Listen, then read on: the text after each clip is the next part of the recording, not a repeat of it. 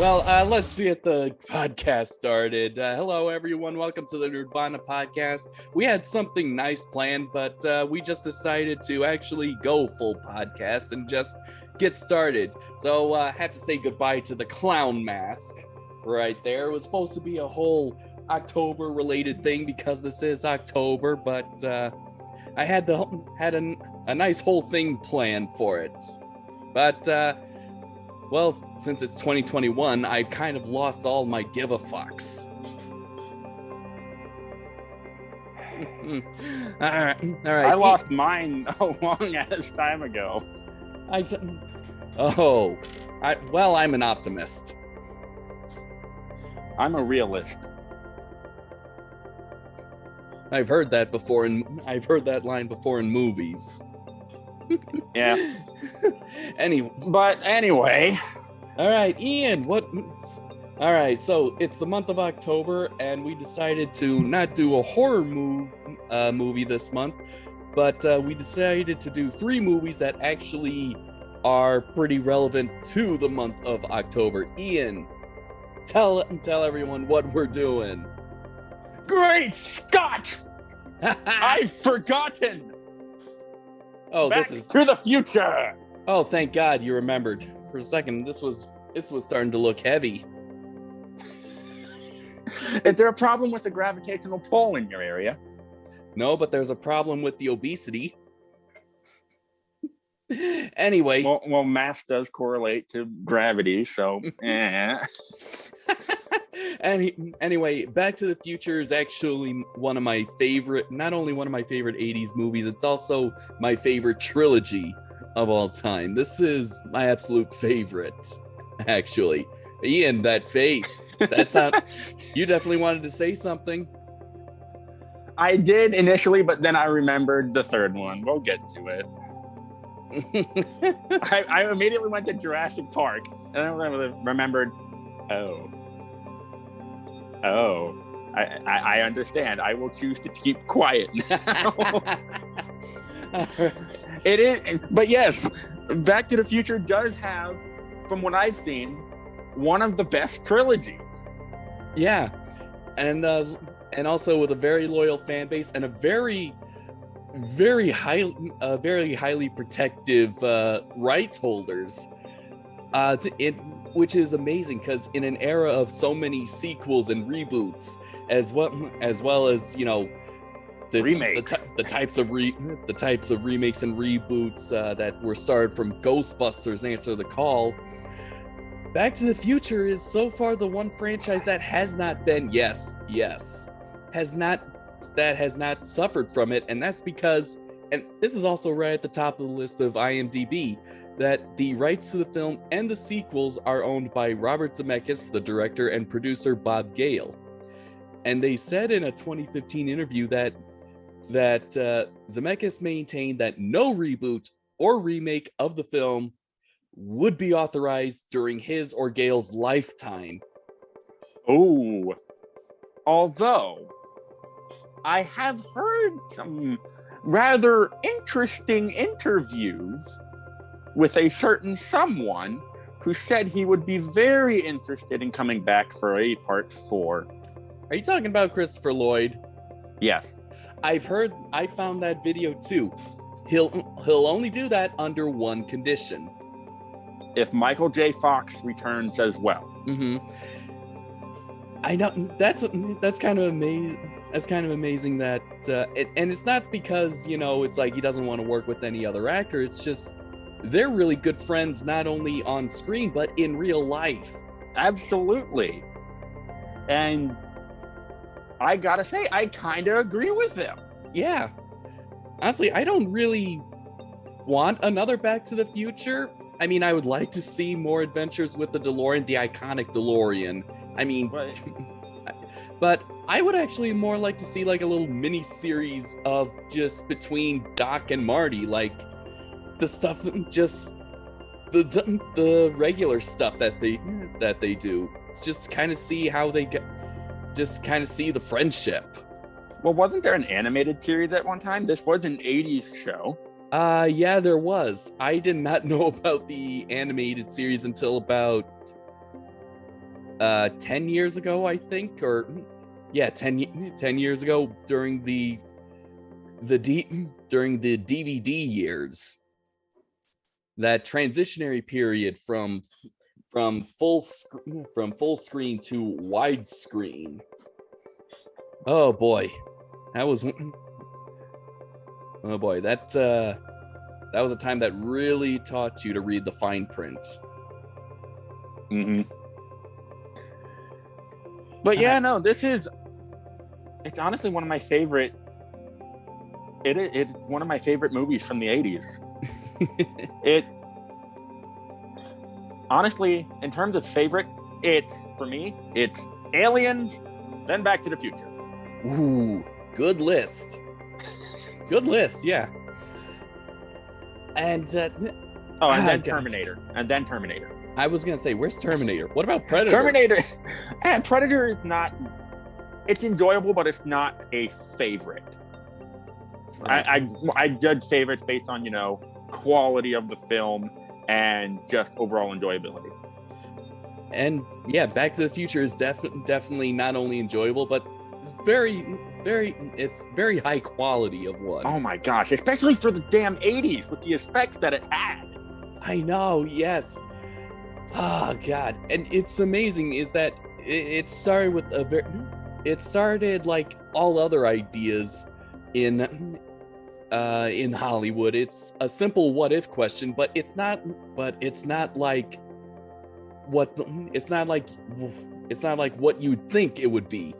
You didn't ask what if I made a time travel movie with a car from the 80s. No, it just started when Bob Zemeckis was looking through his parents' yearbook, just searching through it, saw a picture of his dad as a teenager, and said, what if I went back in time? Would I be best friends with my dad? And there you go. That's the concept that started Back to the Future. What if my high school self went back to the future to meet John and or back to the past? Yeah, Back to the Future. Goddamn. What if I went back to the past to meet John in his high school years? That just sounds like utter chaos. Knowing us now. I was pretty different in high school. Yeah, I wasn't. I sort of was. You've only been out of high school, what, 3 years? I think 4. Almost 3.5. So yeah. So I have changed quite a bit. Yeah. I don't put up with as much bullshit. Instead, I clean up alligator shit, which is 10 times worse. But we're not here talking about my job. Yes. All right. So make a different podcast for that. Yeah.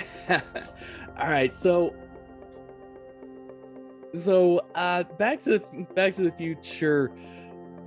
Like we said, it's like pretty high on lists of our favorite movies for the 80s. It's my absolute favorite. It's my absolute favorite trilogy. I think how I actually came across it. I think I caught it, my first earliest memory of seeing Back to the Future was I caught the tail end of Part 3, which if you've seen Back to the Future Part 3, when the train comes up, the time traveling train, and I didn't know it was Back to the Future at the time, and I think I was about 5 or 6 about that. And fast forward 10 years later, I catch Back to the Future Part 2, and just seeing the Delorean, seeing it fly, seeing the sounds. I eventually got around to seeing the entire trilogy, and good God, I see why it's so beloved. So your initial experiences, I suppose I should say, were all over the goddamn place. like so many others. I mean, there were so many movies I saw as a kid that I didn't know what they were, and then I'd find out years later. Like off the top of my head, movies that I saw as a kid, didn't know the name of, and would eventually find years later, was Back to the Future, Bill and Ted's Excellent Adventure, Empire Strikes Back.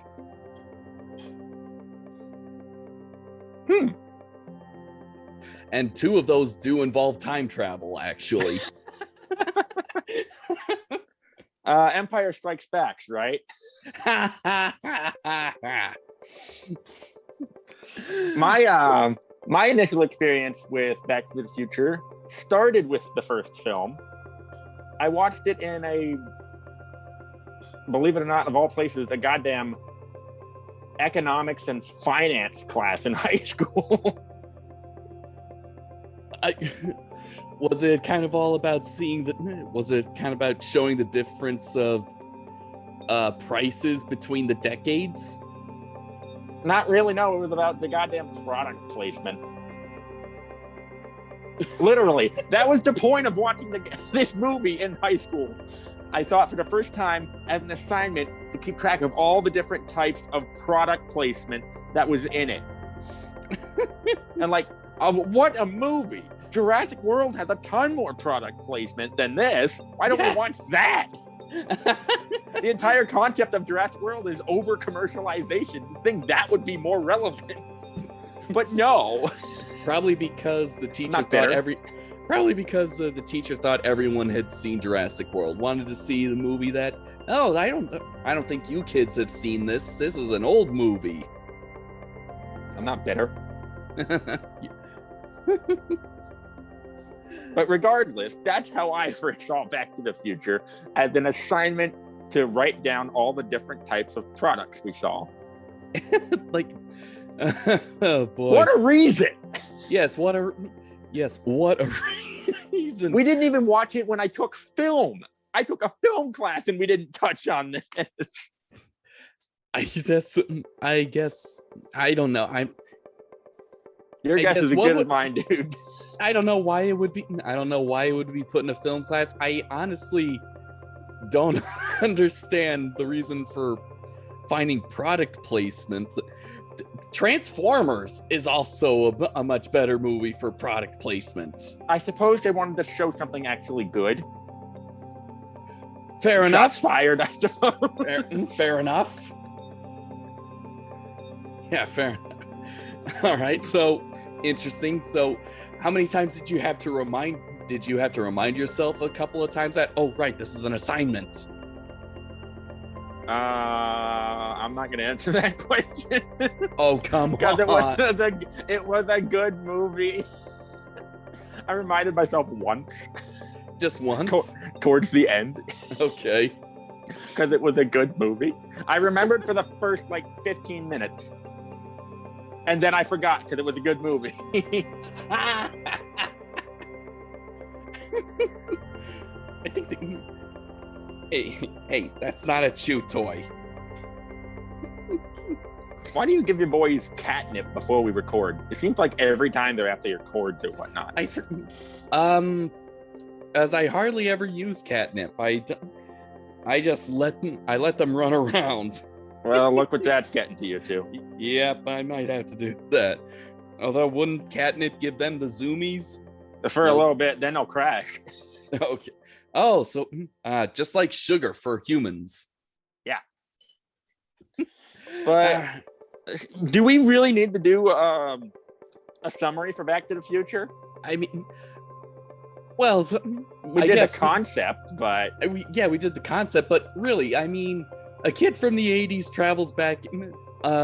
mistakenly travels back in time to when his parents were teenagers and now has to figure out a way to get back. I mean, if you haven't seen Back to the Future, I asked... What are you doing with your life, for one? Yes, exactly. That's the question I ask for everything about good movies. Jaws, Jurassic Park, Aliens, Terminator, Dragon. Yes, all three. How to Train Your Dragons, RoboCop, the original, yes. Remake was okay. Yeah, but anyway, could have been a lot worse. I think what I liked is that, okay, so I saw rewatch Back to the Future a few days ago, and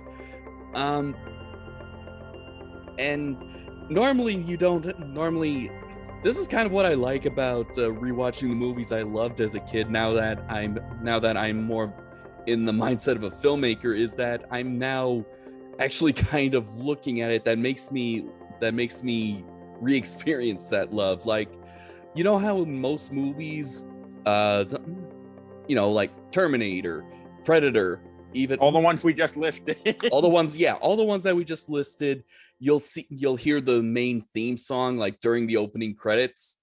Not Back to the Future.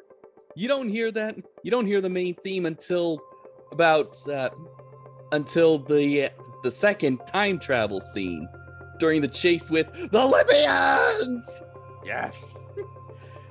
And it's so amazing. You don't think it's the main theme. It's just like a nice rousing adventure and chase song. And then when you hear it during the final act, you're like, oh, this is the main theme. Wow, this is amazing. Yeah. I freaking love the music. I love the sounds that the Delorean makes, and I love not getting my cat to stop biting my arm. That's why I shut my door. I still love you. Hey, at least it's not a cat and not a gator. Oh yeah. I just got another one to work with, so yay. Oh, Draco's got a playmate? Yes, Draco has a playmate, and this little guy is named Irwin. Oh yeah, Irwin. How fitting. Well, we'll review the Crocodile Hunter movie another time. Yes, I haven't seen that movie in ages either. I've never seen it. I just know it exists. Oh boy, you are in for a treat. All right, but back to Back to the Future. All right, so of course we got a very talented cast. Oh, absolutely. With not only the two main characters played by Michael J. Fox and Christopher Lloyd, But we also have good supporting casts in Leah Thompson, Thomas F. Wilson, and Leah Thompson. Did I say Leah Thompson already? Yes. Okay, I meant Crispin Glover. Crispin Glover. I don't listen to myself sometimes when I talk. Yeah, Leah Thompson, Thomas F. Wilson, and Crispin Glover that make up the main cast. And also, no better picks ever for a movie like this. There has been no perfect casting. Enough said. I know. I know, and it's kind of weird. There has over the years there has been footage that surfaced up. Michael J. Fox was the first choice, but to play Marty McFly, but he wasn't available, so they had to go with someone else, and they went with a guy named Eric Stoltz. And recently, over the years, you can actually see some of this footage online. You can see shots side-by-side shots between the movie and the original footage of Eric Stoltz in place of Michael J. Fox. And after a few weeks of shooting, producers, directors were pretty much going like, it's just not right. It's just not right for the part. So they were willing to make a deal to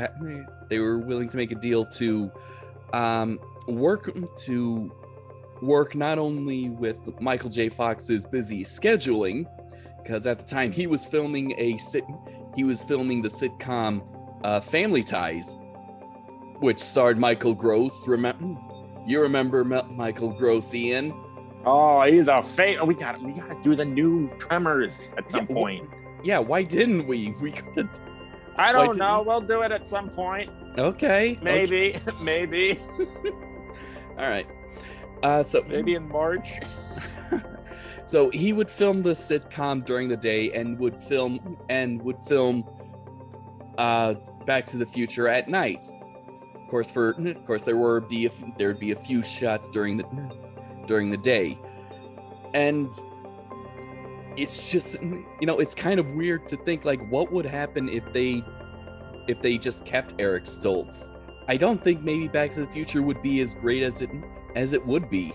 Probably not. Probably wouldn't have gotten those two sequels. No, it probably wouldn't have been a once and done thing that would have been well remembered, but it probably wouldn't have, like you said, the sequel nor the following that it has today. Yeah, I mean, it has such a following that according to IMDb, in 2010 during a cast reunion, Michael J. Fox said that strangers still call him McFly constantly. It's amazing. And you want to know how much of a following that this movie has? All right. He said that the most remarkable instance was when he was in a remote jungle in the South Asian country Bhutan, located between China and India. A group of Buddhist monks passed him. One of them looked at Fox and said, "Marty McFly!" Okay, so this has a following. This has such a following. This is a global following. I honestly don't know how, but that just speaks to the quality of this film. And Buddhist monks. They saw it. They saw it. They normally are supposed to live a life of isolation. Well, apparently they made an exception for this wonderful piece of art. Or maybe it's like a different sect, like the Mennonites, the Amish Mennonites. Yeah, perhaps. I mean, I didn't know we had some in my area. I actually came across them. Yeah. Aren't Amish villages aren't they like a dime a dozen over in Pennsylvania? Let's see. There's some on literally the other side of the mountain in that valley, and there's a bunch down in Lancaster County. So yeah, no, they're around Okay. all over the place over here in PA. Make them damn good food. I'll bet. But yeah, no, I mean this movie, if it can reach Buddhist monks, god damn. I know. Well done, I suppose. I know. Michael J. Fox, I mean, he really was perfect to play Marty McFly. Absolutely. And Christopher Lloyd, good God, there was no other actor that you wanted. There was plenty of actors in the 80s that you would just love to see that because they made you laugh. Rick Moranis is one of them, and Christopher Lloyd is another one. And he plays Doc Brown, and again, due to the impact of Back to the Future, this movie, these two characters were the inspiration for Rick and Morty. You can really see it. Yeah, I know. In fact, I think I saw on Wikipedia that when Christopher Lloyd talking about the character of Rick and Doc Brown, he said that, now I can definitely see Rick and Doc Brown being brothers, but one of them just went on a different path. Yeah, I can see it. That is just that's so amazing. It really does. It really hits home with me with Christopher Lloyd because he has a recurring role in one of my favorite short-lived TV series. Tremors, the series. Oh my gosh. Yes. When I Yes. saw him for the first time in that series, I was like, that can't be him. Looks up. Oh my gosh, it's him. And of course, in that movie, he plays a freaking scientist. I love it. I love it so much. And oh my gosh. I'm glad he's still around with us today. Oh yeah. Yeah, same for Michael J. Fox. Oh my gosh. When those two pass, the world will shed a tear. Just like when Robin Williams passed, the world's just Or gonna Steve get Irwin. Yes, the world's just gonna be a lot more grayer, less beautiful. It really is. Oh my gosh. Quick, Oh. someone make a time machine so we can take these two into the future where that reverse aging shit is actually a thing. Yes! They must survive until they make a part 4.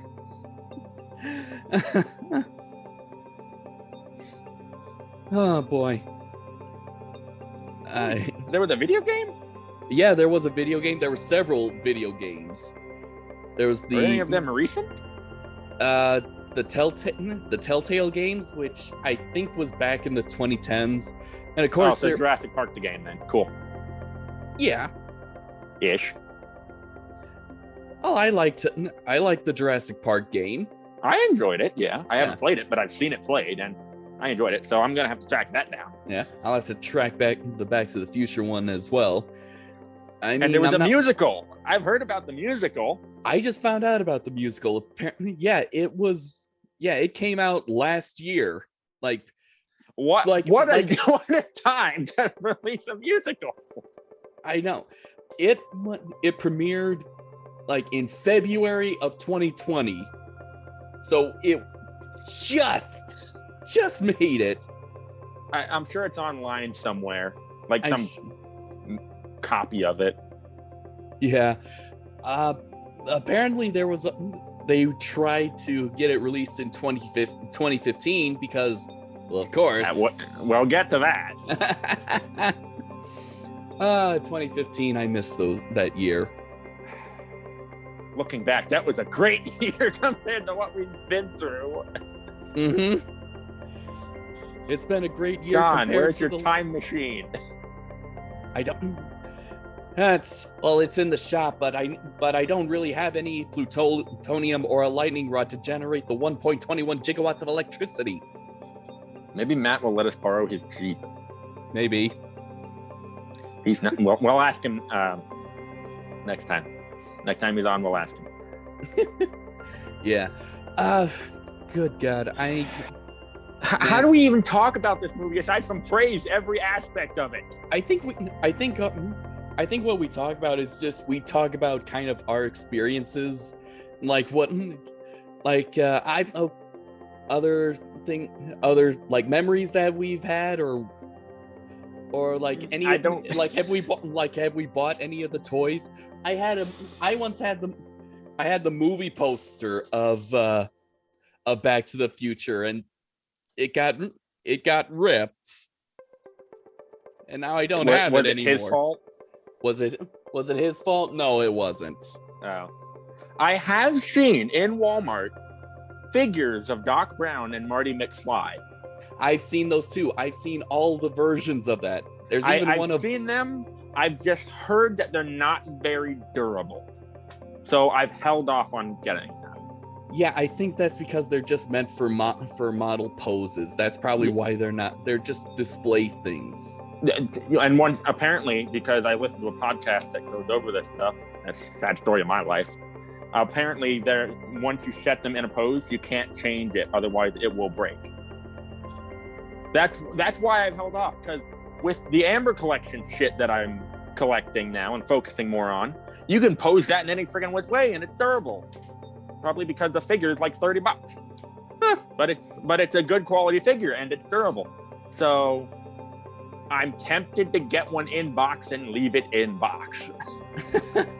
So I won't be able to review it, thereby defeating the purpose.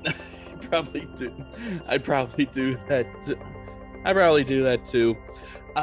Good. God damn. How the heck do you make a model that you have to pose once? That defeats the entire point of having it posable. I know. Apparently the hand break on Doc Brown. Oh, jeez. So I will not buy those, unfortunately. Dang, and I've been wanting to get those. Of course, I also wanted to get a few Alien figurines, too. Depending on which ones, they're not too bad. The one I have from, I think it was NECA that I have sitting over there. NECA, that's always good. I got mine from NECA it was the 40th anniversary edition. So yeah. it's good. I recommend that one. The tail. Life with cats. Mm-hmm. Okay, fine. You want to talk? Come on. Say something. Father, it's late. What is this crap? Go play with your brother, Hiccup. All right. I think I'd just rather stick with the toy cars and the toy car and the model car. I have seen miniature DeLoreans from each of the 3 films at Walmart. I neglected to pick them up. If I find one, John, I'll grab it for you. Yeah, my favorite version of the DeLorean is the first car. I mean, I kind of like the little box framing. It doesn't really go out. The second one, I'm kind of glad that it decided to not use plutonium to fuel the time circuits, but that Mr. Fusion thing from the end of the movie. I mean, it makes it look like a dinky little tail fin on a plane. Yeah. But yeah, no, this movie is probably never going to be remade. It probably will. Well, sadly. I don't know because we know how the fan base is. Do you think they might risk it, because if they do remake it, people are obviously going to go see it, but the fans are just going to be mad. Yeah. Unfortunately. And they won't be able to get away with as much stuff that goes down in the movie. Mm-hmm. The thing is that is an optimistic way of looking at it. Sadly, well, you're optimistic. Hollywood. I'm realistic when it comes to Hollywood. They're gonna do it anyway, regardless of it, because they did it with Ghostbusters. They did it with Disney movies. They're doing it again with Ghostbusters. They're doing it for everything. Although this time, for the Ghostbusters this time around, it looks good. It does look good. Because the only reason why they're doing it is nostalgia cash. Oh, so the new Alien movies from Ridley Scott. I mean, yeah, Ridley Scott's in charge of those, but... Yeah, But then there's that new Amazon series coming out. Now they're trying to talk about. Now they're trying to focus on class instead of just. I don't know. I don't know. I'm here. We might review it. Maybe. If it's good. We got plans. If it's good, we'll talk about it. If not, oh well. So I might. If it's bad, I'll just return to the 40th anniversary short film series. Sure. Yeah. Those are good. Oh, and anyway, so how I would always. The only Back to the Future stuff I had besides the movies, I had the 20th anniversary DVD trilogy box set, and that came with an awesome keychain. Had like a little 3D embossment of the DeLorean side profile. But and I still have the box set, but it's full screen. It's full screen. Oh, it's not widescreen. It's not. So I haven't gotten the 30th anniversary. I haven't gotten any of the Blu-rays yet. I'm thinking there's like a lot of movies that I want to buy, but I'm kind of more focused on getting equipment for my filmmaking, and I do not get paid enough at my job. Neither do I, which is why I'm dialing back buying stuff. But yeah, no, I just remembered that time in film class was not the first time I learned about Back to the Future. Really? Really, I just remembered. 2015. Everyone's freaking out about, the 30th anniversary. However, big movie came out in 2015. Jurassic World. Oh, think about that, John. It's been 6 years now. But on the DVD, it had a special preview for a box set for the Back to the Future trilogy that had, I think it was like a holographic flux capacitor on the front. Yep. That looks good. That looks like a good movie. I'm interested. And then lo and behold, we watch it in school. Mm-hmm. So that's where I first heard of this. I just remembered. Yeah. I haven't watched Jurassic World in years. Yeah, it's been almost 2 years now. Yeah, I wanted to get that box set of Back to the Future because not only did it have that flux capacitor little toy, but it had so many collectors box sets. It had, oh my gosh. It had a book about the history, and it even not only had the 3 movies, it even had the animated series. Oh, I didn't know it had the animated series. But yeah, no, that's where I first heard of it. I'm looking over there because Jurassic World is sitting on my shelf. Both the original copy and the collector's tin I picked up a while back. But we'll talk about Jurassic World another time.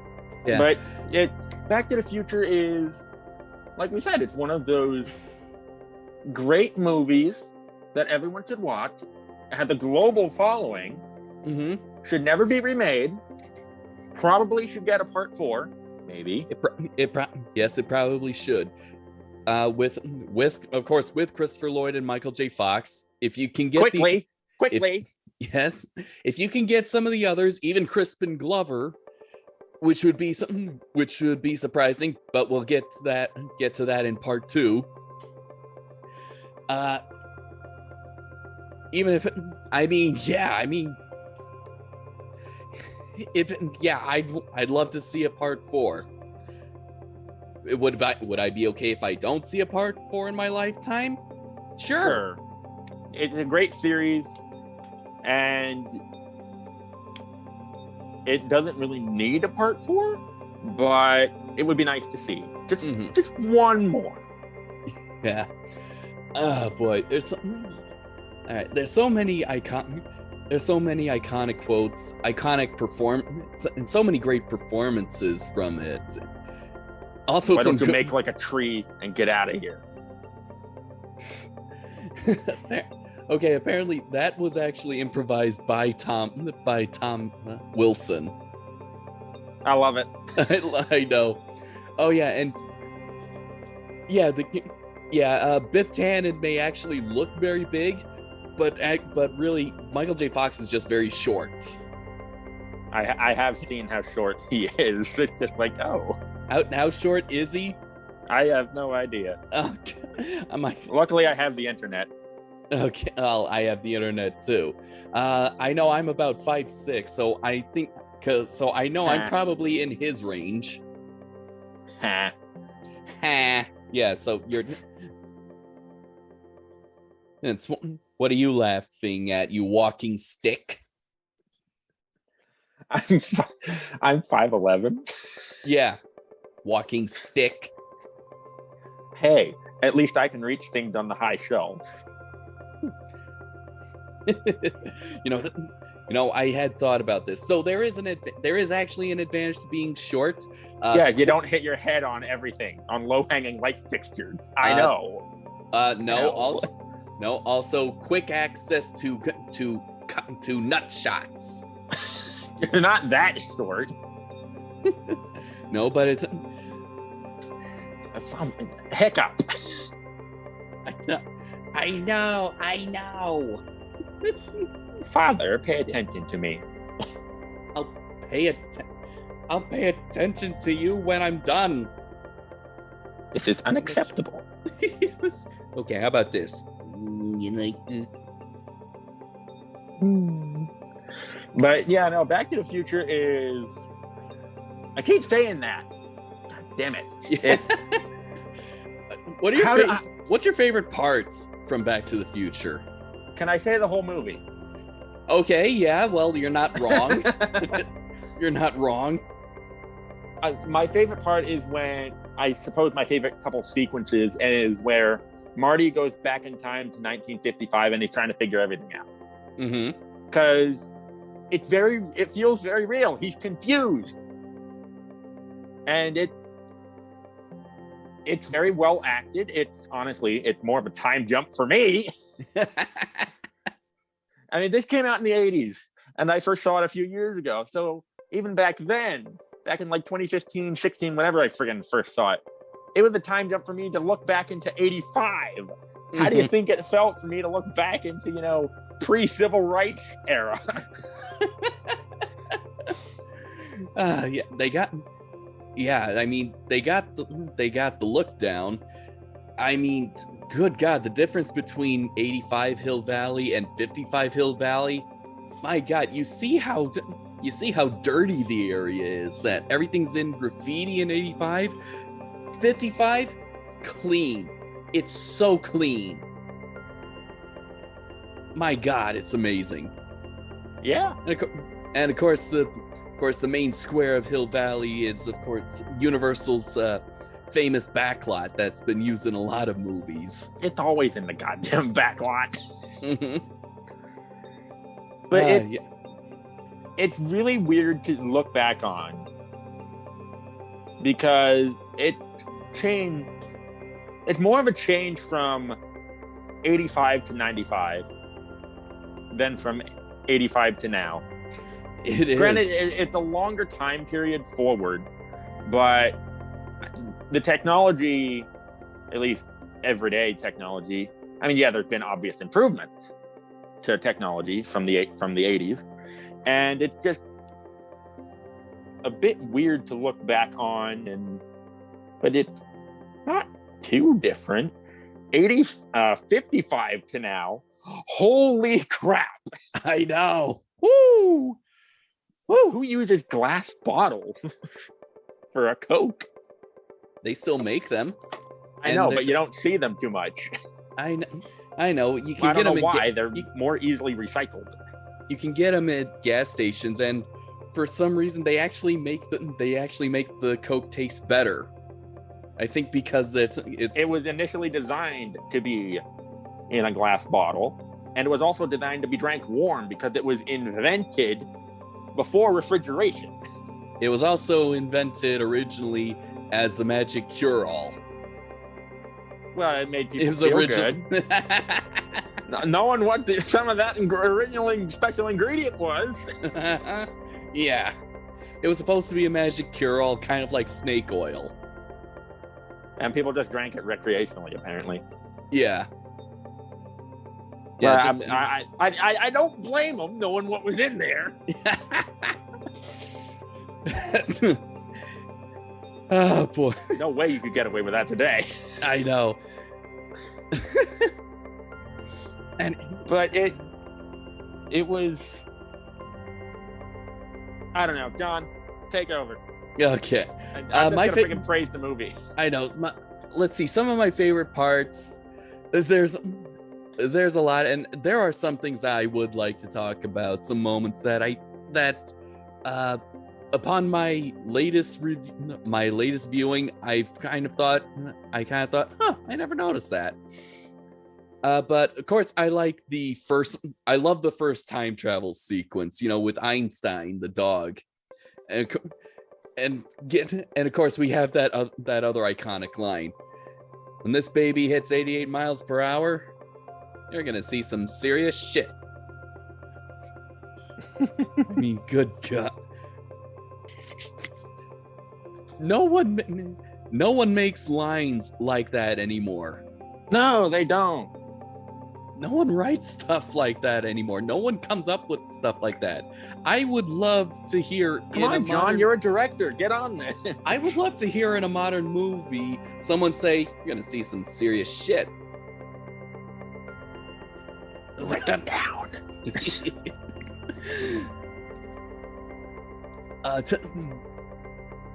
And of course, there's the final time travel sequence. Because, oh my God, everything, it is Murphy's Law to a T. Everything just seems to go wrong, but when it works, you're huge just payoff. You're like Doc Brown at the end. You're yelling down the streets, jumping and laughing. It worked.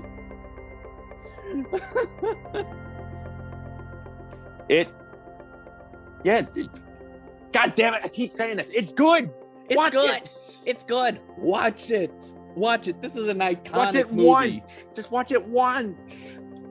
Watch it once and then let us know what you think about it. Absolutely. Come back to this podcast. Leave a comment. What you think?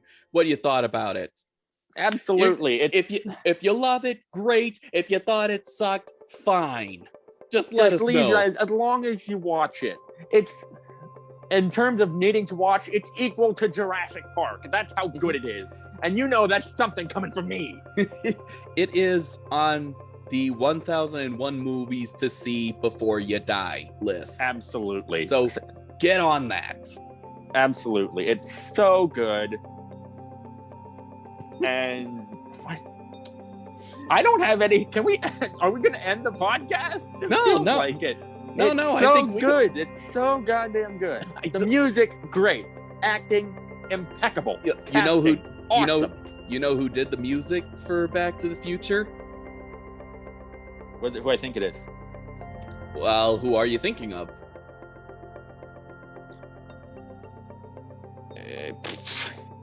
Alan Silvestri. Uh-huh. Does the name ring a bell? Hang on a sec. Predator. Yes. And the Polar Express. Yes, he did it. Polar Express and the Avengers. Haven't seen that movie in a while either. The Avengers, as well as Infinity War and Endgame. Also, I think he also did the Captain America: The First Avenger. Oh man, that's one of my favorite ones from that pre-Avengers era. That's one of my favorites. The First Avenger. Let me double check. Yeah, Joe Johnston, the guy who made Jurassic Park 3. Sour taste. And what that is, I love Jurassic Park 3. Yeah, you want to know another thing? Jon Favreau, who directed Iron Man, he directed Zathura, which is the spiritual sequel to Jumanji, which was directed by Joe Johnston. Oh, I love it. I love it. I love it. Oh dear. Okay, who did? Come on, give me the cast. Give me the cast and crew. Everyone. Everyone. Oh jeez. Wow, that's a long list, even for extras. Casting. What, art for direction. Back to the Future? No, the Captain America. Well, yeah, because it first has Avenger. a lot of extras in it. Look in the background. Yep. Sound department, special effects. Come on, I just want to know who did the score. Might as well just go to Wikipedia. I don't know why you haven't. You use Wikipedia. I use IMDb. Captain America, the First Avenger.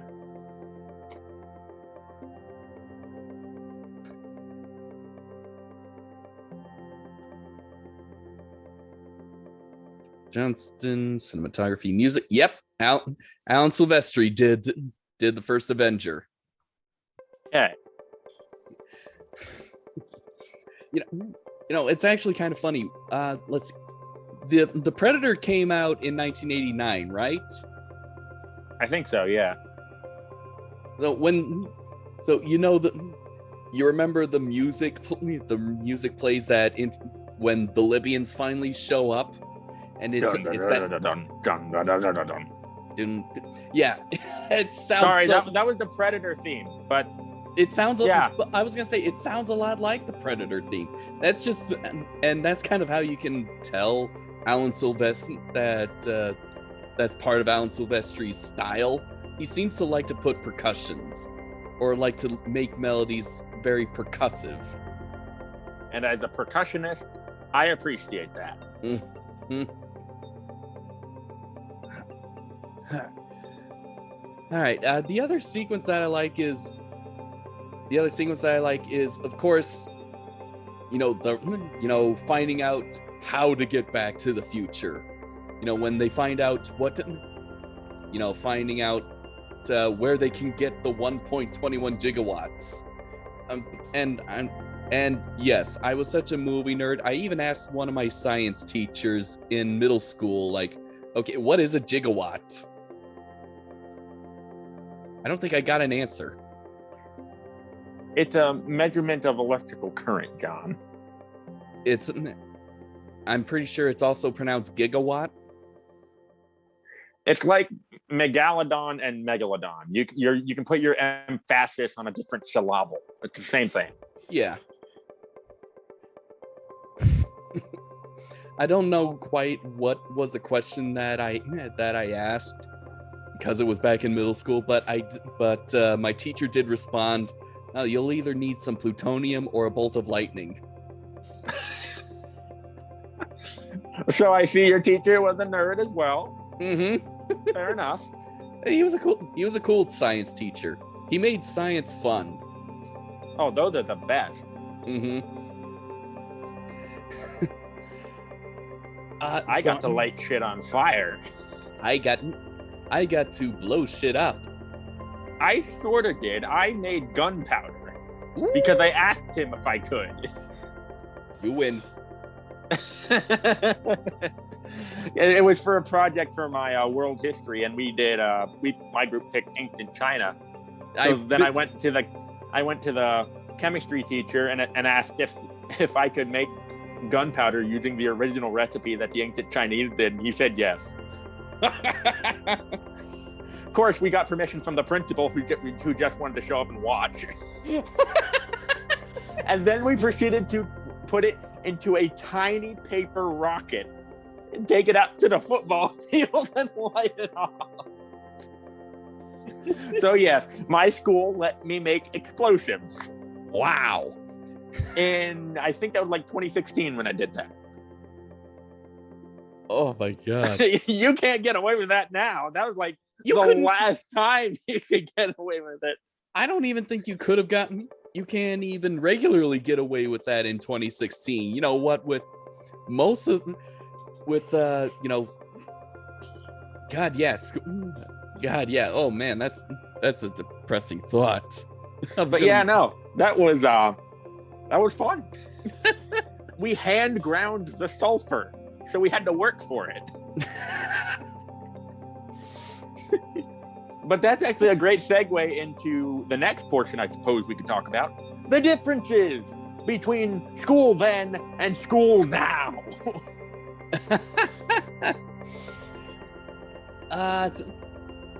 I was not actually prepared for that. Ian, what were you thinking? Holy shit, this would not happen today. Like what? Just random people walking into a damn high school? Oh yeah, that's right. You can't do that. You cannot do that anymore. There's several measures of locked doors you have to get admitted through from the head office. You can't just waltz right in. I know. Okay, I don't know if that's how it was when you were in high school. In high school, or were things tight, a little looser back then? No. In my high school, we did have those. We had those electronic locks that, they unlocked at a certain time, they locked at a certain time, and if you were out past the lock time, you needed a key. You either needed a teacher to help you get in or wait for someone to come out. Oh, you couldn't buzz in, like ask? Nope. No, didn't have. Oh, wow. So if you're late, you're screwed. Yeah. No, I don't think the doors would stay open between the school hours. Oh, okay. Yeah. So they would be open at 7:30 and they would close at I think 3:30. Oh, that's completely different. Mm-hmm. Ours opened at 7:30 to let the kids off the bus in, and then at the beginning of first period at 8:20 they would lock. No, I lie. They would lock after 10 minutes because it takes that long. Then the doors would lock, so you couldn't get in. You had to either be buzzed in or you're shit out of luck. Then you got to go in through the office, and there's just all these security measures now for kids' safety and whatnot because the time we live in. And apparently back in the 50s, you could just walk right in. I know. I mean, no one really batted an eye when a stranger, and I'm mostly referring to Doc Brown. I don't think anyone. No one would bat an eye at Marty. Yeah. It was like new kid. Yeah. Okay. Strange old man. Yeah, the strange old man. I think he was in his 40s in the 50s. Maybe 50s. I don't know, but regardless. And yeah, it is kind of funny to see. Yeah, that's what life would be like. That's kind of what makes this a strange choice of words, timeless. Yes. Another thing that you wouldn't get away with is a lot of stuff, because these days cameras are freaking everywhere. Mm-hmm. I mean, you would never get away with all the bullying that happened in the school. You would never get away with, the fights and whatnot in public, usually. Yeah, not if it was in a bigger city school. I think Hill Valley is one of those bigger cities. Probably. Kind of like what mine is, not a capital city, not a metropolitan city. Mm-hmm. Area. The rural areas, oh god, I'm pretty sure the rural area high schools, I think they can be classified as battlegrounds. They can be. I mean, I was more or less bullied in high school. Mm-hmm. It pays to make friends with people that are on the football team. Yeah. And I still work with some of those guys at the park, so we're all good friends. So the jocks work at the zoo. They work with animals. I work with a couple of them. Yeah. And we're good friends. That's oh yeah, that's something that has also changed throughout the years. Normally you think that the athletes they would go to the athletics. They would get scholarships for either football or baseball, that kind of thing. Nowadays, yeah, we can if we want, but I honestly kind of like working with reptiles. It really is. I mean, one of the major football players when I was in high school, he started his first job at the park. He was going to go into like sports casting and whatnot for, the big leagues and whatnot. And he eventually let that go and just went full time as a zookeeper. No, shout out to Alex. No harm, dude. You keep doing what you're doing. I think that's watch my goddamn podcast. I think that's kind of why we're okay with the character of Biff Tannen and his goons. Oh, by the way, one of his goons is Billy Zane. The bad guy fiance from Titanic. I've never seen Titanic. Never seen Titanic? Okay. Well, any listeners, if you remember Titanic, yes, Billy Zane is in Back to the Future. One of the extras that was able to be of Biff and Mad Dog Tannen's group was not Mad Dog. One of the guys that was in all three movies, he was an extra, actually did make a stop here at my city, at my local comic book shop. I didn't get to go. COVID. Shoot. I know. I mean, I couldn't. I mean, if we weren't dealing with the pandemic, I would have gone. I would have gotten a selfie, and I would have posted it right here on this podcast. Oh, John. Reach out to him. Does he want to join us? I don't know. I'll have to. Oh, and there's that. And that noise is going to be on the soundtrack. Oh, well. We are quote unquote professional. Yes, we are. I don't really know if he would want to join. I'll also have to backtrack to see who it was. He was not only in Young Biff's gang, he was also in, the group at the end of Part 3. That sucks, dude. You missed out on that because goddamn pandemic and people won't wear their goddamn masks. And no one wants to get vaccinated.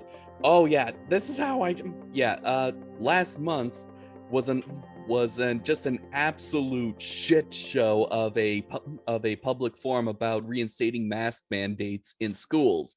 They ultimately decided not, but a majority of it was a bunch of mouth breathing rednecks saying. Oh, so Central PA. All right, go on. Well, also the tri-state area of Iowa, South Dakota, and Nebraska, my area. Pretty much just saying that don't want their kids to wear masks. They have problems like with breathing. They can't. Yes, they just don't. They're just tired of wearing all the masks, that kind of thing. And that science has shown that masks do not do a thing. I mean, I hear that.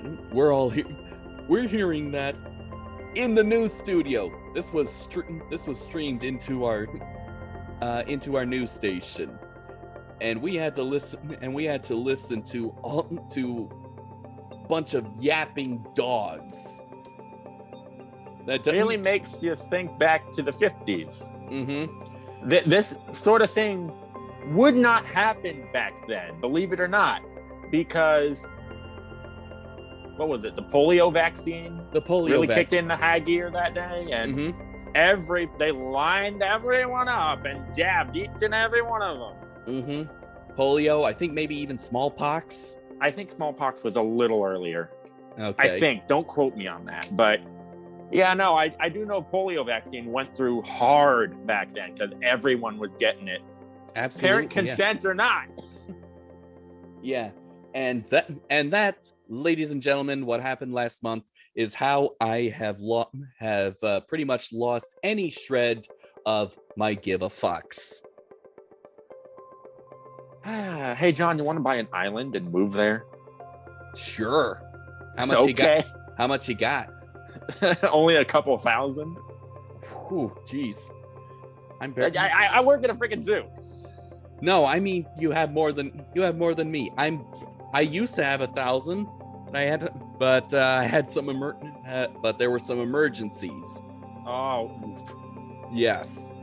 Well, now I'm slowly. I suppose we could go up to New Hampshire and stay in the family homestead. Yeah, that'd be nice. Middle of freaking nowhere, so geographic we can go isolation. Yeah. So, we'll consider it. We can. We're not even on the goddamn movie anymore. I know, but you tried to bring it back to to I the tried. 50s. That was good. That was good though. Things are just so different now between the 50s and the 80s and now. Yeah. I want a time traveling machine. I want a time traveling car to drive to take me to 1985 or at least 1990, the year, so I could actually live my childhood again. Of course, then I'd have to get your own birth. No, dude, no. You could witness the birth of Christ. Right, December 25th, 000. I think the car might short out. We haven't learned yet. Yeah, in the 80s, we hadn't learned the true dates yet, like the signing of the Declaration of Independence, July 4th, 1776. Yeah, now it wasn't really signed on that day. It was drafted. It was signed later. Later, yeah. But things are just so different now compared to then. It feels like a simpler time. Yes, Part of me wonders how much of actually, even in Back to the Future, I wonder how much of the 50s is more romanticized. I'm pretty sure. I'm sure our perception of the past in our lifetime is heavily romanticized. Oh, no doubt about it. I know that I'm romanticizing the 90s because I lived in blissful ignorance as a child. Same for me in the early 2000s. Granted, I was too young to remember 9/11, but yeah. Oh boy. Oh yeah. We'll get to. I got some stuff to say about, part 2 concerning 9/11, but we'll get there. But anyway, the one thing that I really wanted to talk about was just Christopher Lloyd's acting. I mean, we did. It's perfect. Well, yeah, but he brings a lot of himself into it. He's pretty much he's stated how him and Doc Brown are essentially the same person. So like he speaks fast. And he moves with exaggerated movement. I remembered seeing in one of the special features of the DVD that they kind of made him look more like a composer, like Leopold Stokowski, with the hair, that kind of thing, and his arm movements. I just sent him into the future. 1 minute into the future. I mean, he moves his arm like he is a conductor. I love that. I mean, all his movements, he puts his whole body into his performance. That's what I'm trying to say, and I love that. Absolutely. You don't see that anymore. I know. You don't see any of these really great performances much anymore. I don't know why. I don't know. I don't know. Maybe because they see that type of acting as hokey. I don't know. Depends on the character, I suppose. Yeah. We haven't really, we haven't really talked about the actual star of not only the movie, but the franchise. The DeLorean. Yes, the DeLorean. Good luck finding one, John. You're not going to get one. I know I'm not going to get one. They have shit fuel economy. How do I know this? Because I wanted one. It's funny that you mentioned that, because since it's 2021, this is actually the 40th year that the DeLorean was first released to the public. And are they re-releasing it? No, actually, there's a contest where you could actually receive a DeLorean where the outside it looks exactly as it did when it first arrived, but inside it's completely modern. Like, it has a Bluetooth stereo. I hope it gets rid of the manual transmission. Yeah, no, definitely get rid of that. But hey, if it looks good on the outside, oh God, it did. It was just. Okay, well, I know what John's gonna try to get now. He's gonna try to get that. Matt's gonna freaking work on his Jurassic Park vehicle, and I'm gonna do something or other. Are you kidding? I'd much rather it's much easier for me to get a van and turn it into the Mystery Machine than to get a DeLorean. No, you're going to try to win it. I know I'm not going to win it. I'm not going to do it anyway, because I'm not going to win it. Do you know how many contests that I have entered in the hopes of winning one, and I've never done it? Too many to count. Well, get a time machine and go back in time and stop yourself. But then I wouldn't have learned anything. But I remembered when I became upset when I finally saw all the Back to the Future trilogies. I was in middle school at the time, so my early teens, and so I ended up I searched for DeLoreans, an actual DeLorean car. And I actually have seen a real DeLorean twice in my lifetime in my own city. Oh. One was in a garage. It was getting worked on. Another, someone was just casually driving it on the road. I happen to. You don't casually drive a DeLorean in this day and age. I know. Like Matt with a Jeep. He doesn't casually drive his Jeep. Someone was driving it, was actually taking it for a nice little Sunday stroll. You don't casually drive it. You know what the hell you're doing. Like Matt with a Jeep. He drives it through. Everyone knows what the heck he's doing. He's freaking showing it off. Just like how that guy was showing off his DeLorean to all the geeks like you and me. Yes. Yeah, he was. And I do remember coming across websites where you could actually order parts to transform your DeLorean, if you had one, into the time machine. Oh, I know. Oh, man.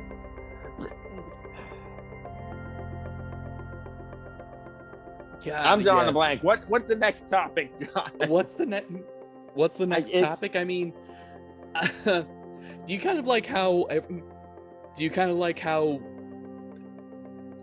Well, I wanted to talk about. Remember how Marty and Doc meet for the first time? Yeah, you remember that? Yeah, that contraption. I mean, it's a funny sequence. I mean, you know, when Marty just like pops that thing off his head. I mean, it's funny. Do you know what this means? It means that this darn thing doesn't work. Actually, I think it did work. Because this is what I've noticed on my latest viewing. I think he actually was picking up some of Marty's thoughts, but they weren't really what he was thinking. They were more in his short-term memory. Because He said, "You come from a great distance."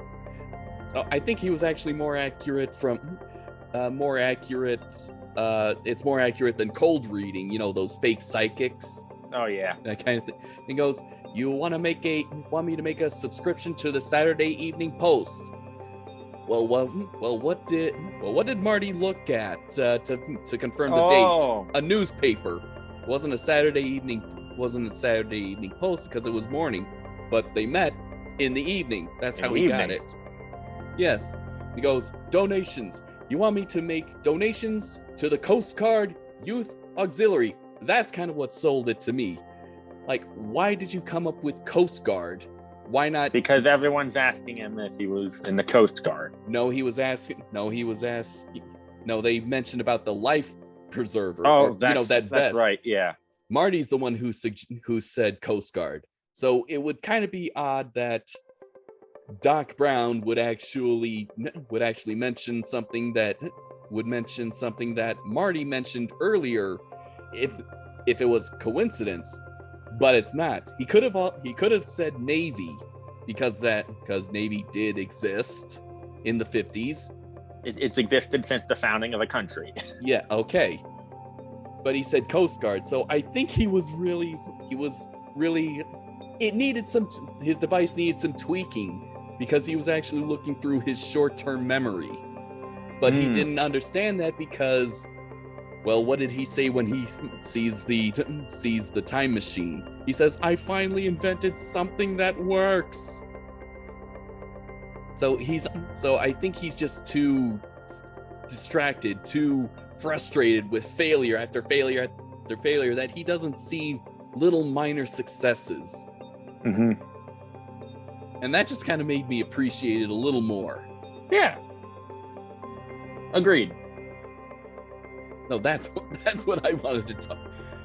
God, I've been waiting to actually mention that ever since the start of this thing. Well, why did you wait for me? Because I was just going on tangent after tangent. Well, I didn't. Well, how could we have segued into it? You act like we have segues. Will we? Don't. Yes, I know we don't. All right. But this movie is. I don't know. It is good. It's good. I keep saying that, John. I can't keep saying that. Honestly, what else can we say about it?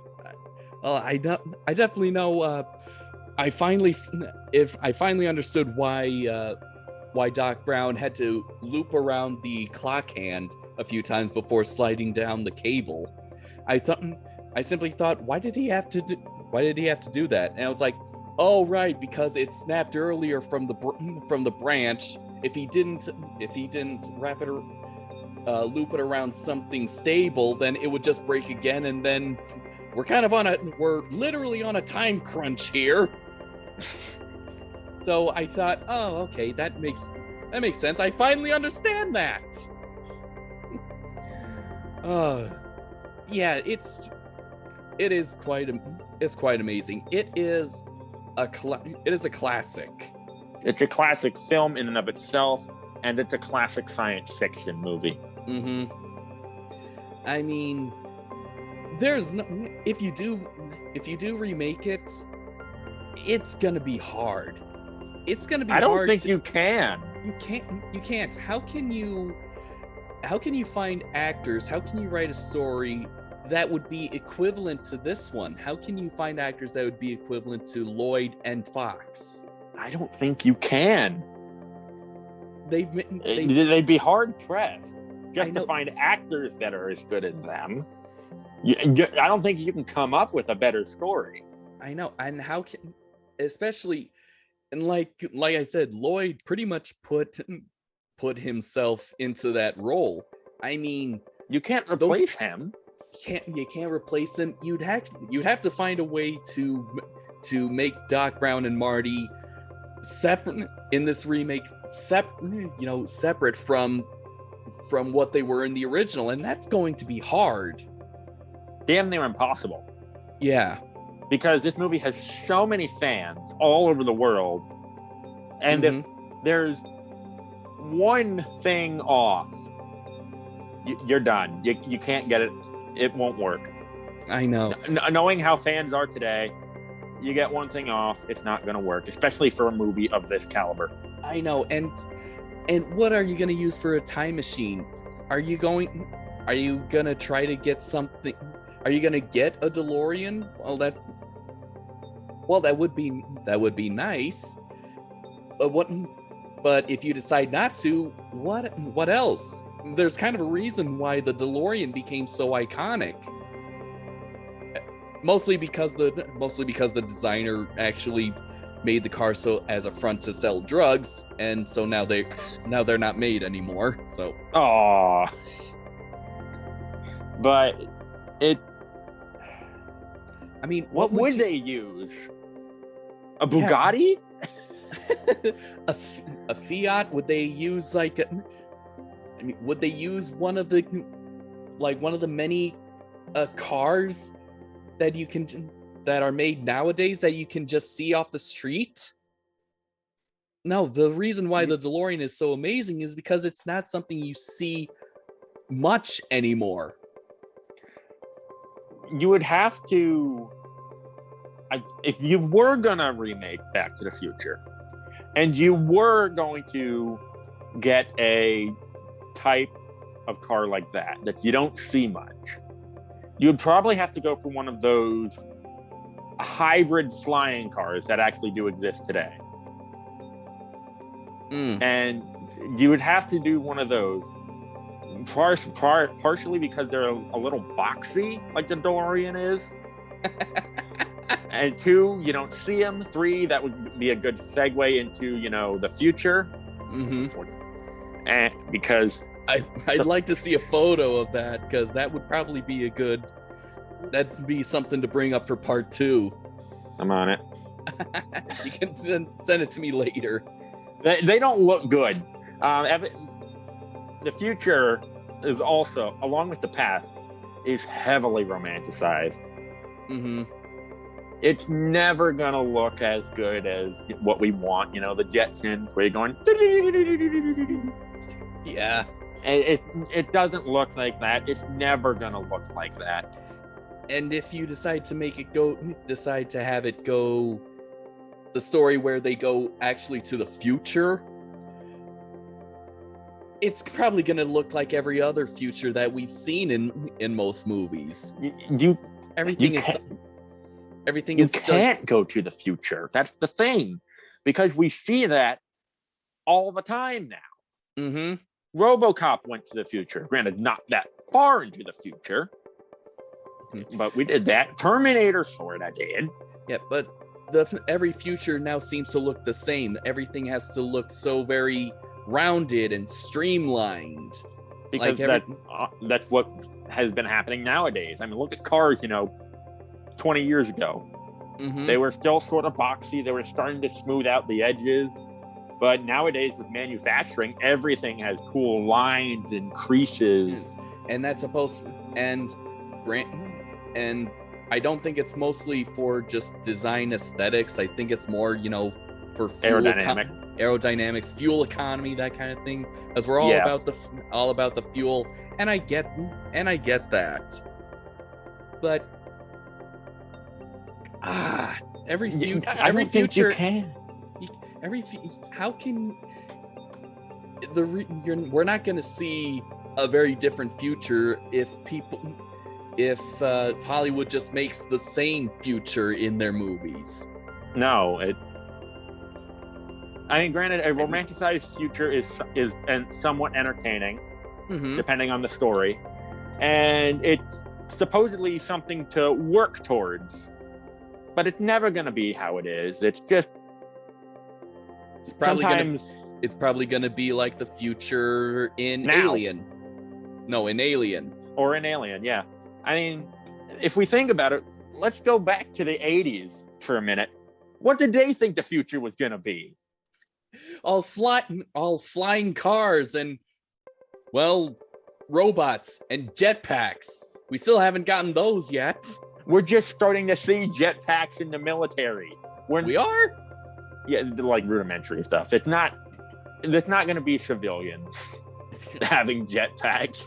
My gosh. I know we finally gotten the hoverboard, and I don't mean that toy, that dinky little one with the 2 wheels. I mean, oh my god.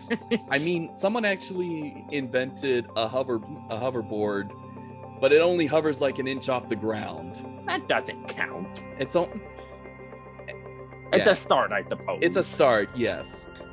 But you can't go to the future anymore because we see it so much now.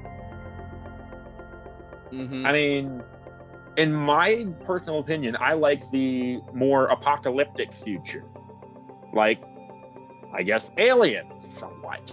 Mm-hmm. Terminator. The more somewhat. The more industrial looking future. Yes, because also like in Blade Runner. Yeah. And sort of in Total Recall. Yeah. But it just so I don't know. The future is really hard to look into. Mm-hmm. I mean, yeah, you can dream up these big things like flying cars and hoverboards and self-lacing shoes and everyone and their mother has dreamed that. Absolutely. And it just, if we look into, now, they thought we would have all that cool shit now. We don't. No. If anything, more of our advancements over the past 40 or so years have just been, more technology and communication. Mm-hmm. And even that gets mucked up. It does. Yeah, you heard about the Facebook scandal? Oh my! Which one? The whistleblower. Well, yeah, but which one? There's tons. Yeah, there's a ton. Yeah, but I'm talking about the most recent one with the whistleblower. Yeah, it just technology is moving very fast nowadays, and if we say in the next, say we just add on another 25 years to now, what are we going to see? We don't know. Probably, more stuff for entertainment, because that seems to be where a lot of advancements are happening nowadays. Maybe a lot of stuff in manufacturing and whatnot, with 3D printing and whatnot. But yeah, honestly, that's cool. I love 3D printing. But oh yeah, that is another thing on my to-do list to get, because that is a handy little device for DIY filmmakers. Oh, absolutely.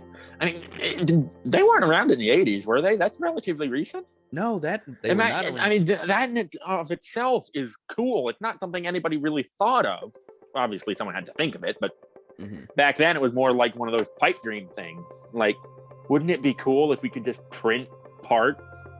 Lo and behold, we can do that now. Mm-hmm. We can do, most of the time it's plastic, but even so, we can use metal filaments and whatnot, and that in and of itself is making things a lot cheaper. And nobody thinks of these small, I say small, but industrial 3D printers are expensive. But yeah, not when thinking of these big dreams of the future, nobody really thinks of, I'm boring you, John. No. No. Flying cars. Flying cars, yes. We think of the more romantic sides of the future when we're thinking about the future. Exactly. Whereas I think a more realistic future would be stuff like 3D printers. And what if, we could 3D print a house? Oh, good God. Like a giant portable 3D printer? Housing costs would go way down. I'm sure we could build a 3D printer that could make, a small structure like a shed or something. I guarantee we could do that. That would be awesome. I know. Housing costs would go way down. We could supply homes to the needy. And colony on Mars, just 3D print the structure. Mm-hmm. No one thinks of this shit. And then when we have like the starting stuff, like a little thing that can print gears and whatnot, and we can have a prototype in like, instead of 20 years ago, we could get a prototype. I'm on a tangent now, I know. Yeah. we would have to cast each individual part, and then we can have a prototype in a couple weeks. Nowadays, we can get a prototype tomorrow. Yes. That's what the future's probably going to be. Things are going to be made a lot cheaper for less cost and less labor. But then again, what happens when things get cheaper? They're not made to last anymore. Quality goes down. This phone here, I still hang on to it because it sort of works, but camera quality shit, random YouTube videos pause while I'm watching them, and it's just not great. But quality is going down. I'm sure at some point, it's going to be a lot worse because things are going to be made so cheaply due to improvements in manufacturing that quality is just going to be like, oh, all right, it broke. Just, here's a couple $100, go get a new fridge or whatever. And it just, I think that's probably what the future is going to be in the next 20 years. Okay. We're not getting flying cars, though they exist. They're not going to be widely available. No. Anytime soon. Never. They're never going to be widely available unless, AI. Unless AI is allowed to fly and people aren't, unless you have a pilot's license. Which, look at today. No AI is going to control my flying car, my freedoms. Okay. All right. How all right. It's going to be. That's all right. Bring it back. Back. What else are we going to talk about Back to the Future? I don't think there's pretty much anything else other than the fact that actually Marty did invent the skateboard. Skateboards actually did get invented in the 50s.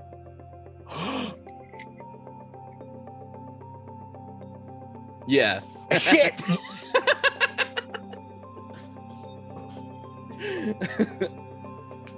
But Back to the Future does raise up an interesting point in and of itself. The type of impact that one person can have. Mm-hmm. I think what's kind of also amazing, and this is what I gathered from my recent viewing of Back to the Future, is that this is a story about a teenager, and normally in the 80s and the 90s, whenever a story was focused on the teenager, it was kind of all about how their parents do not understand them. So there's usually moments where they try to have the parents, try to understand and relate to their kids. Freaky Friday. Yes, that's an example. Back to the Future is kind of an inverse on that, in that it's not that this is a teenager who has to actually try to relate to his parents during their teens through an accident. So in a way, this is the story itself is also timeless. Mm-hmm. And subversive. Yeah. Yes. We do go. Okay, it does tread the line of creepy a little bit. Yes. But it's about a son who's trying to relate to his father. Mm-hmm. And is trying to actually get to know his parents, which is a common thing for 80s and 90s teen stories. But again, it's written very well that it's not generic. Disney Channel specials. Yes. But this is, you bring up a good point there, John. And everything you said, it's accurate. And while the creepy parts are, it also lends to I just finished watching it, and I was dying because it's so funny. It's that weird type of creepy funny where you have to laugh because you're uncomfortable. Yes. that's another thing that's kind of different. In the 80s, I mean, when Michael J. Fox finds out that his mother as a teen is actually in love with him, and he's going like, "Oh wow, oh man, this is heavy."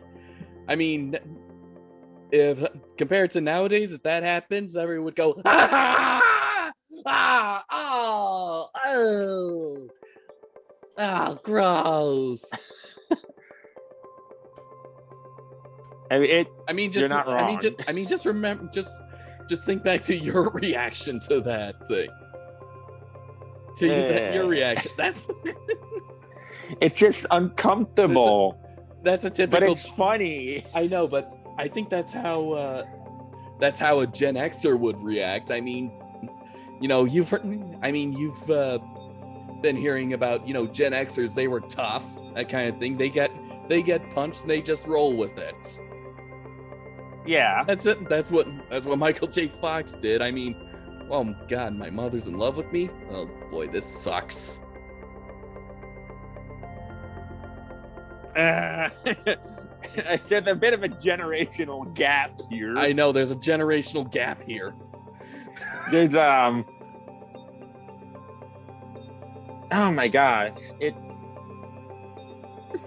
that does raise up an interesting point. If for some reason he didn't know, like say you go back, I don't know, 100 years or so. Uh-huh. Yeah, freaking part 3, I suppose. And you somehow didn't know. And you form a relationship with your great whatever grandmother when she's your age. And eventually you find out. Uh-huh. Somehow. I think Futurama tackled that one. I think they did. with Roswell that ends well. Oh my gosh. It does. Oh my goodness. It raises an interesting question about that. Mm-hmm. And I think there's a freaking trope about it, like you're your own father or some shit. You're your own grandfather. Yes. Yes. And it's just something so weird. And that nowadays it's very uncomfortable. I know. I know. Oh God, but oh dang, I thought of something else and now I lost my train of thought. I lost my train of thought. What, do you have the hots for your great-great-grandmother, John? No, it was something else Back to the Future related. God dang it. I can't. Oh, yeah. I guess then there's kind of the other question is like how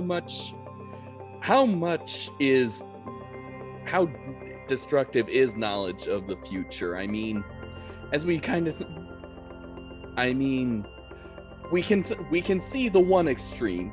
Marty interfered with his parents' meeting, and that ultimately caused his he nearly disappeared.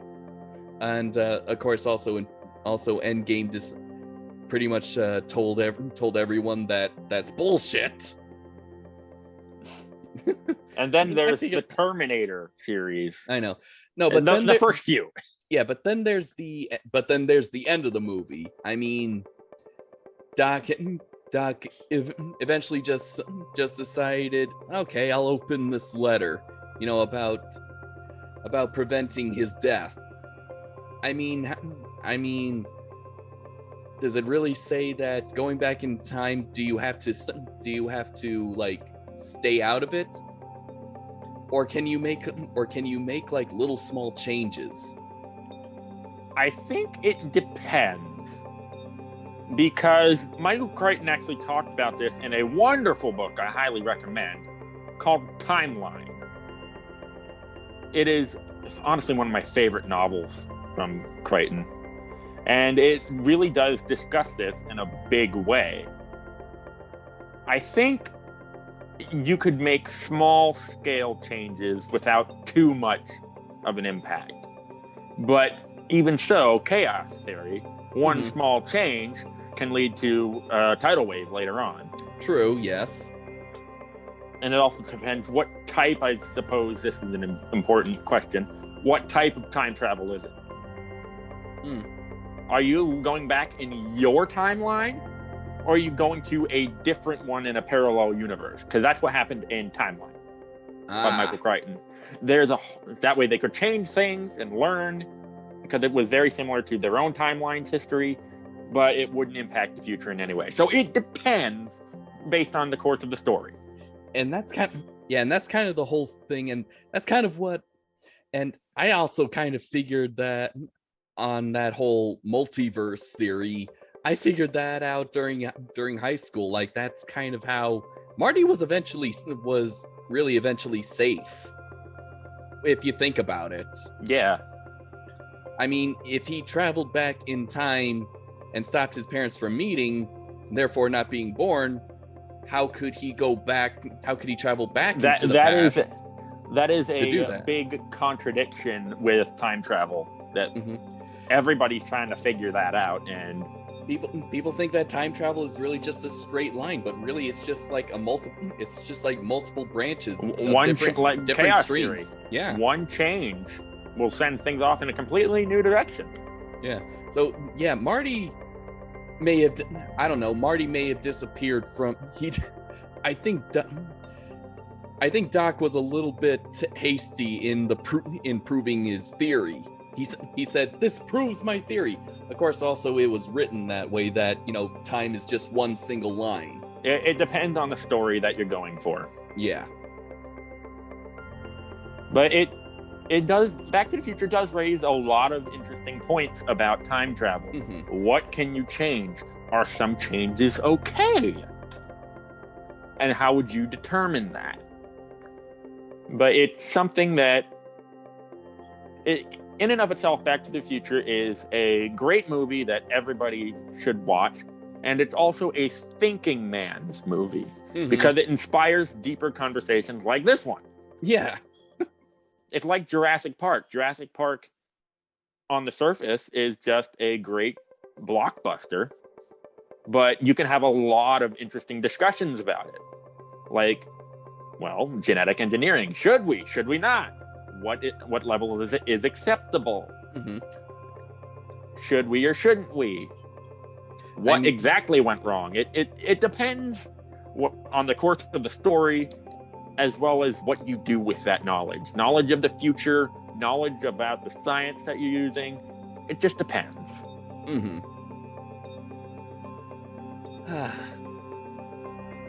All right, so I think with that... that ending speech. Yes. I think now we can actually conclude this. I think we've been at this for about 2 hours. Just the two of us. Wow. Yeah. Well, that's what happens when you choose a great movie like Back to the Future. So it's now time for our rating out of 10. While there are some flaws, yes, Back to the Future, just based purely on nostalgia, as also as a filmmaker, I'd say yes, it is an icon, is a classic. It is definitely one of those movies that I consider to be untouchable in terms of just modernizing that kind of thing. You can't. It has an iconic look. The characters and the actors, they're all synonymous with when you hear the words Back to the Future. This is clearly a gem. This is a gem that needs to be protected. So I give Back to the Future Part 1 9 bolts of lightning out of 10. And I honestly have to agree. It's such a good movie. Everyone should watch it. It sparks so much discussion between just us two jackasses on the internet. And it's just so great. It's timeless. It gives you a whole new perspective on the past, the present, where you are, and the future, and what that could hopefully entail. Granted, this current future seems to suck, but we can always hope for something better. We can always work towards something better. And honestly, one person can make a difference. Even a small change could hopefully chaos affect its way into a better, brighter tomorrow. And where we're going, we don't need roads. All right, so for your rating, I have to agree with. it's 10 o'clock, so now my lights are scheduled to turn off. My rating, same as yours, 9, maybe 9.5. It's just so great. I have a bit of nostalgia with it, a little bit. Nowhere near as much as John, granted, but it's something that, honestly, it holds a special place in film and in science fiction. It is well-deserved. No remake. Hopefully a part 4. I swear, if they freaking try to remake this, I am done. Mm-hmm. But yeah, Back to the Future, 9.5 out of 10. It's great. And with that concludes today's Nerdvana podcast. Join us next week, where we will be talking about part 2 of this amazing trilogy. And yes, we are going to the future and then to the past. Although this part of the future, or this future, is already in our past now. Yeah, I think we determined that last month. It's all in the past. Yes, it's all in the past now. All right, but anyway, yes. This for Nerdvana podcast. This is John Murphy And Ian Benoit signing off.